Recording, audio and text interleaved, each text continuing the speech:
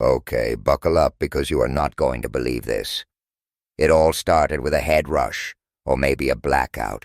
One minute Olivia was face-planted against a steering wheel. The next, hazy awareness crept in. Familiar street. Yep, parked right outside Ethan's brownstone. A slow smile stretched her lips. Ethan. Everything always clicked into place with him. Then she checked her watch. Panic jolted her. The clinic. She was supposed to be back at the clinic. Brain fog. What had happened this morning? Had she and Ethan been together earlier? Must have been, right? Why else would she be here now? Seatbelt clicked. Push start. Nothing. A prickle of unease on her skin. Cars have wheels, gas, that much she knew. But this fancy keyless thing? Dead. She stepped out onto the sidewalk. Vertigo slammed into her. Heart hammering. She circled the car. Looked exactly like her Lexus SUV, same gunmetal gray. But something felt off. Yet here it was, parked in her usual spot, practically screaming mine. Confusion twisted in her gut. She hadn't been drinking. Swore it. So why was the world tilting? Purse on the passenger seat, not hers. Dread, cold and clammy, coiled in her stomach. She rummaged through it, pulled out a phone. Screen flickered, alien interface. Ice down her spine. Tried to find a signal. Nothing. Dead zone. Frustration spiked. Paul. Her husband. He'd know what to do. Dialed. No signal. Again. Panic started to bubble, hot and frantic. Olivia. My name is Olivia. She closed her eyes, clung to that. Olivia Hayes. Mom's dialysis. Tuesdays, Fridays, 8 a.m. sharp. Mount Sinai. Home by noon. Errands, stables, then Ethan's. Always Ethan's. Met him a month after Mom started treatment. Charming, dangerous, intoxicating. Their affair ignited in a doctor's lounge, a stolen kiss that almost got them busted. Since then, stolen hours at his place. A craving for something forbidden, exhilarating. Then there was Charles. Charles Hayes, the husband. Ruthless Wall Street shark, corporate raider. Buy 'em, gut 'em, move on. 2 kids. Dylan, high school senior. Taylor, sophomore. Athletic genes, thank God. Weekends were a blur of soccer games and track meets. Team Mom Deluxe. Charles provided, lavishly. Upper East Side penthouse, horses in Westchester, dressage lessons, and Ethan, her illicit thrill. But none of it, none of her life, explained this. Standing outside a house that was supposed to be Ethan's, next to a car that maybe wasn't hers, clutching a purse and phone that definitely weren't. Something was wrong. Deep wrong. Phone shoved back in the alien purse, she marched to Ethan's front door, rang the bell, heart hammering, expecting his lazy grin. Door swung open. Stranger. Man she'd never seen in her life. Olivia recoiled. Ethan? Her voice wavered. Man frowned. Excuse me. Ethan. Is he here? Pulse thundering in her ears. Man shook his head. Nobody here by that name. Wrong house, lady. Door slammed in her face. Before she could even blink, cold dread washed over her, paralyzing. Impossible.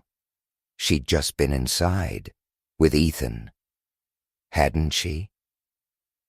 She stabbed the doorbell again, harder, peered through the window. Man's face peering back through the blinds, eyes narrowed, irritated. "Go away," he yelled, voice muffled through the glass. "Wrong address." Stumbled back from the porch, breath ragged. Car. She needed the car. Legs shaky, she turned. Help. She needed help. Think, Olivia. Silent panic clawed at her throat. Corner store, down the street, bodega, phone. Borrow a phone, call Paul, figure this out.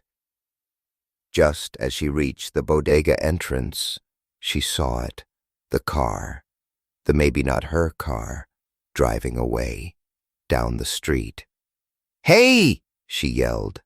"That's my car!" Words thin, useless. No one turned. No one heard. World unraveling around her. She stumbled inside the bodega, heart hammering, begged the clerk to call 911. Officer arrived, lights flashing, sirens wailing. Too loud, too bright. Olivia, shaking, handed him her license, mumbled a fractured story. He listened, nodding, walked back to his patrol car. Radio crackling, typing into his onboard system. Returned, face unreadable. Pressed his radio, muttered something, unintelligible. Turned to her. "Ma'am, I need you to come with me to the precinct." Precinct? Hands on the hood, please. Shock. Numb shock. Wait, what? No answer. Hands on the cold metal. Quick pat down. Back of the patrol car. Sirens again, screaming through the city streets. Drive to the 19th precinct. Surreal, dreamlike. Mind racing, grasping at smoke. Interview room. Bare. Fluorescent lights hummed. Minutes crawled by. 2 men entered. Detectives. Forced a polite nod. "Gentlemen." One leaned forward, gaze sharp, unwavering. "Let's start with the basics. Name?" "Just like it says on my license." Voice tight. "Olivia Hayes." Second detective exchanged a look with the first. Nodded. "Mind if we call you Olivia?" She shook her head. "Olivia, what's this about? Do I need a lawyer?" First detective raised a hand, calm, measured. "Relax, Olivia. No lawyer needed. You haven't done anything wrong. We're just confused." He paused, hesitated. "Can you tell us today's date? Month, day, year?" Bizarre question. Frowned but answered. "October 26, 2023. Detectives exchanged another look, another nod. "Thank you. Now, can you go through your story again? Starting from this morning." 15 minutes. She recounted everything. Almost everything. Ethan, she glossed over. Spent time together. Mom, clinic, Charles, kids. Answered every question. They left. Offered her water. Another detective, female, escorted her to the restroom, back to the interview room. 30 minutes. Alone. Door opened. Woman in a tailored suit, nurse in scrubs, Precinct captain bringing up the rear. Captain cleared his throat. Official, grave. Olivia, this is social worker Johnson from County Human Services and Nurse Rodriguez. They're here because, what I have to tell you might be unsettling. Chill, deeper than before, snaked down her spine, pulse hammered in her ears. Looked from the captain to the social worker to the nurse, mouth dry, words caught in her throat. What do you mean? Words echoed in her mind, hollow, terrifying, declared dead, missing for 8 years. World tilted again, violently this time. 8 years. Impossible. Last clear memory, before waking up in that car, ambulance, felt like a lifetime ago. Social worker. Johnson sat beside her, face gentle, unreadable. Olivia, you've been under a medically induced form of amnesia. Medically induced? Police obtained security footage. 2 cars dropping you off this morning, near Ethan's house. Ethan's? You appeared unconscious before leaving. They injected you with something. Blood work confirms. Heavy sedation. Sedated. Injected. Swallowed hard, trying to process. 8 years. Amnesia. My family. Have you reached my mother, my husband, my kids? Social worker Johnson hesitated, flipped through a file. Your mother passed away 6 years ago. Passed away. 6 years. A punch to the gut. Your husband, had you declared legally dead? Remarried? Remarried? Charles? Your daughter is away at college. We're still trying to locate your son. Breath hitched, pain, sharp and physical, clutched her chest. 8 years. Gone.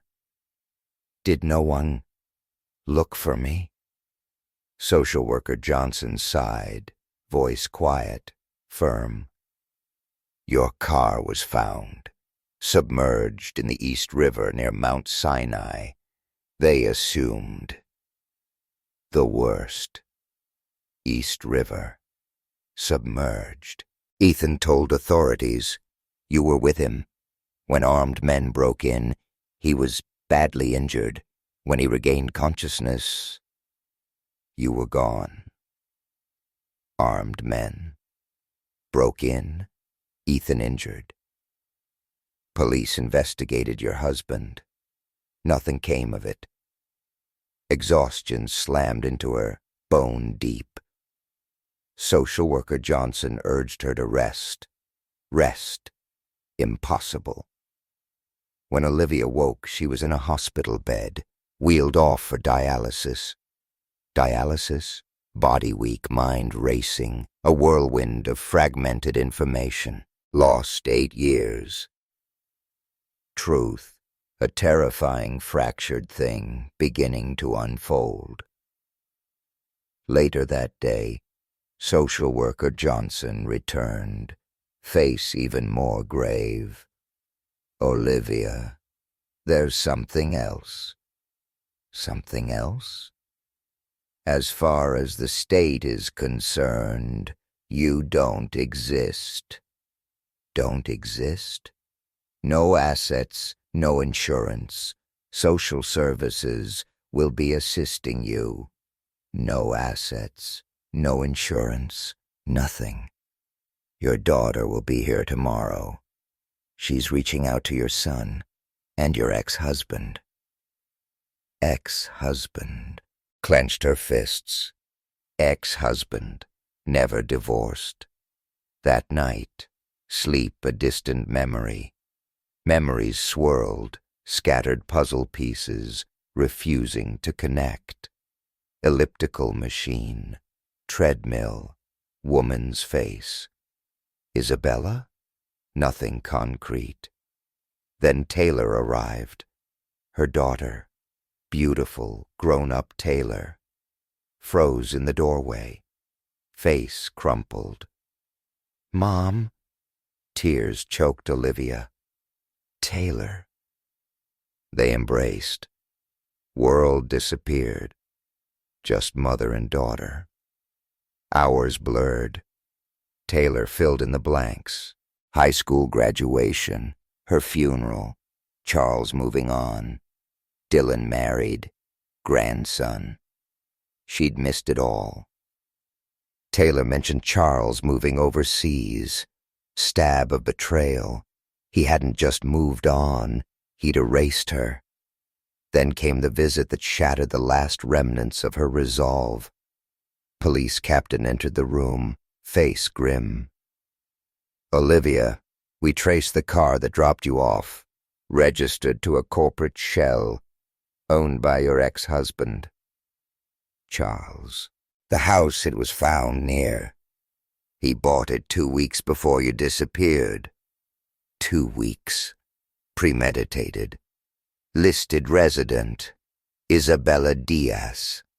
His new wife. Isabella.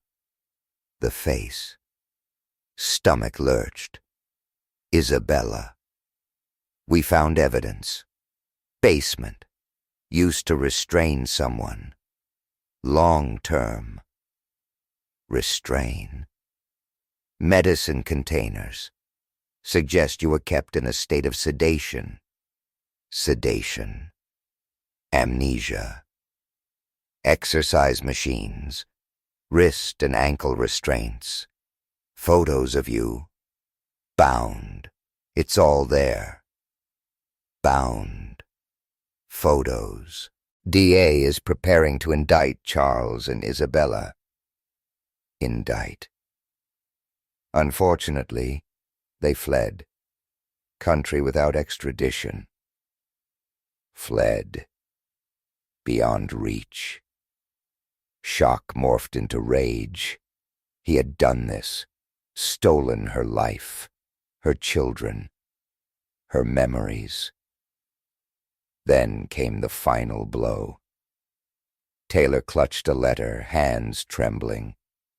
"It's from him." Charles. Too numb to react. Taylor held firm. Dylan needs to hear this too. Called her brother. Speakerphone. Taylor began to read. Voice shaking, but steady. "Olivia, welcome back. Long time since you've been part of society. Raising the kids alone. Quite the experience. Neighbors were friendly, if you know what I mean. Isabella took care of you while you were with us.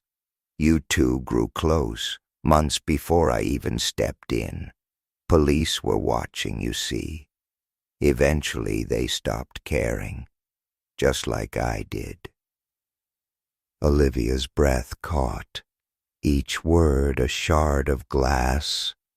Taylor's voice trembled, eyes burned with fury. "He did this to you, Mom." Dylan's gasp on the phone. "He stole everything." Taylor's voice breaking. "I never want to see him again." Tears blurred Olivia's vision. Body shaking uncontrollably. Husband. Orchestrated her disappearance. Stolen her life. Drugged Hayes. Decade lost. And now, free. Beyond justice. But she wasn't dead anymore. And she would find a way to make him pay. Taylor continued reading. Charles's words. Cruel. Gloating. "I thoroughly enjoyed the 3 ways with you and Isabella. You desperately wanted companionship. Became a very passionate lover. You needed those moments we spent snuggling. You gladly allowed me to experience everything you'd previously denied me. The things you so easily gave to your lover. Ethan, he knew all of it. If you're wondering how we kept you in that daze, thank your government. One of the companies I acquired had a contract with the Pentagon.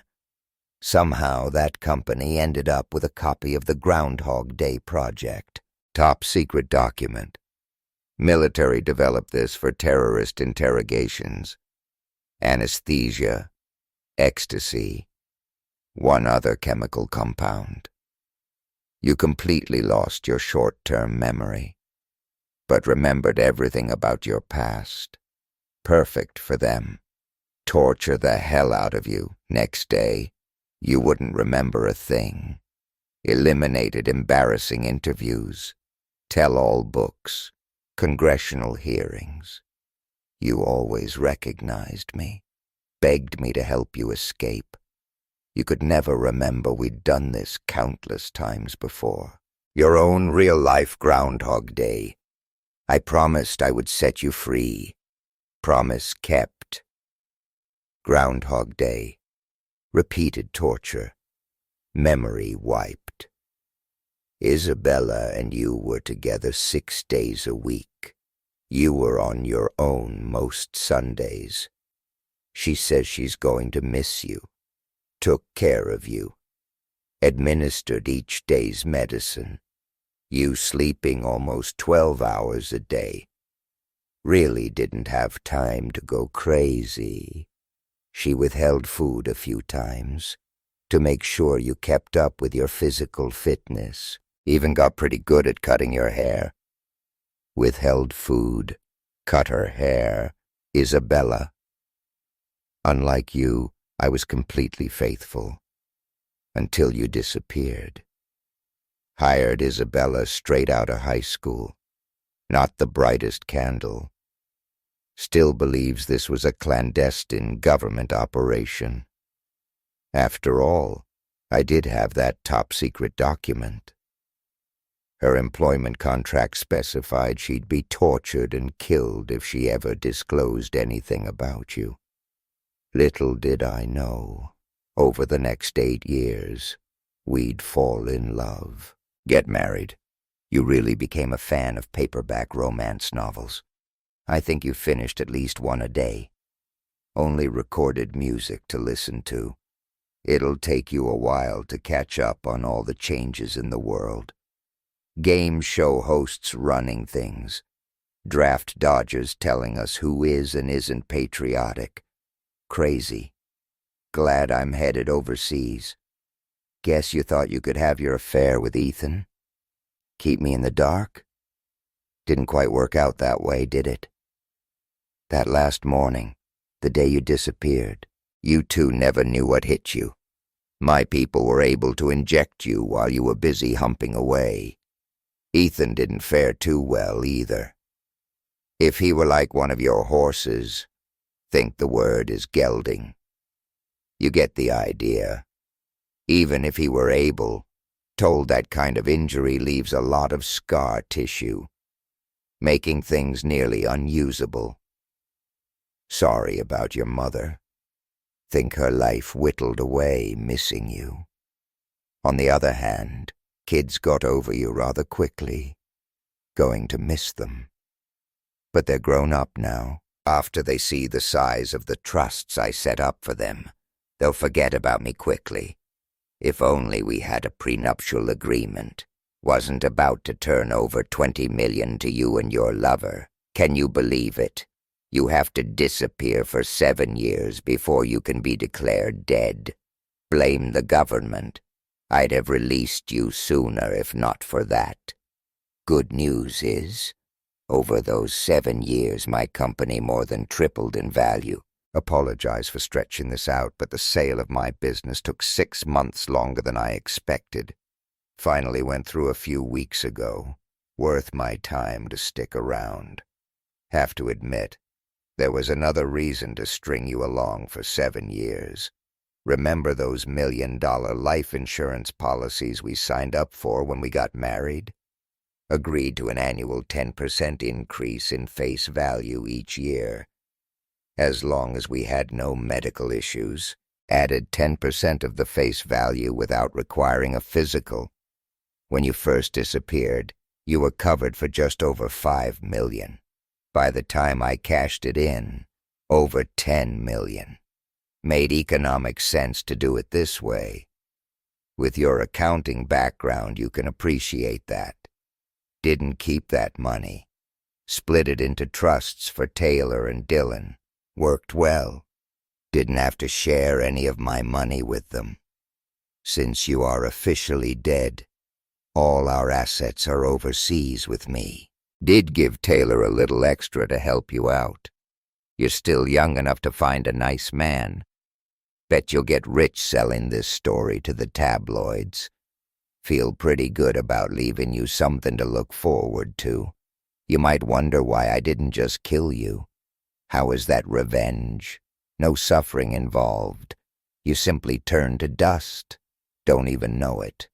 You had everything. Wasn't enough. Now you've lost something you can never get back. 8 years of your life missing. Try to imagine the love I feel for you, always and forever, like our wedding vows, Charles. For the second time that day, social worker Johnson told her Olivia went berserk. Injured hands and feet kicking and hitting walls, furniture. Disturbed didn't even begin to cover it. Mental state fractured. Every now and then, she still lost it, regaining her status as a living person. A bureaucratic nightmare. Opening accounts, only to have them slammed shut when some database still listed her as deceased. Charles and Isabella indicted, living it up in some tropical paradise, beyond the reach of justice. Tabloids ate the story alive. Dylan surprisingly stepped up, became her agent. Book deals, movie rights. Olivia now lived comfortably, royalties rolling in. Spent her days helping Taylor raise her grandkids. Love, real love, surrounded her. But romantic love? No desire. Not anymore.